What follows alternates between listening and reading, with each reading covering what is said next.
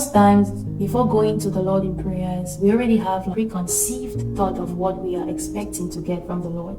You're going to Him thinking, oh, I want this from the Lord. And you just know that, oh, if I ask Him, He's going to give me, because the Bible says, ask and you shall receive. But I want you to understand that when it comes to prayers, mostly it has to align with the Word of God. And it also has to align with the will of God for your life.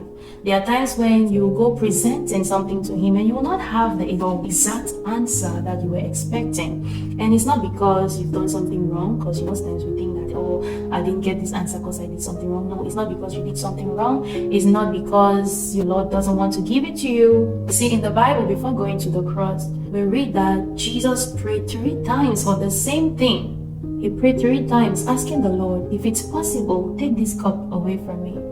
However, not my will, but your will.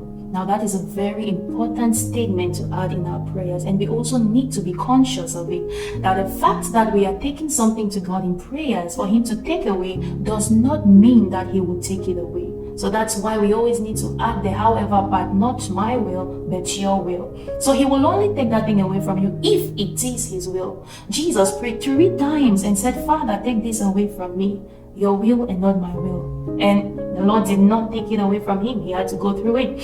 And we also read Paul, Apostle Paul. He said that I sought the Lord. I prayed 3 times, asking Him to take it away from me. But the Lord said, my grace is sufficient. So there are times when you take certain things to the Lord in prayers and He'll tell you His grace is sufficient for you to go through the challenge. So when going to the Lord, just be open and trust His will. Just allow Him to do things His way and not your way. Be open-minded and allow the Lord walk His will in you. Allow Him walk what He wants to do with you and not your will. Always remember that. His will and not your will.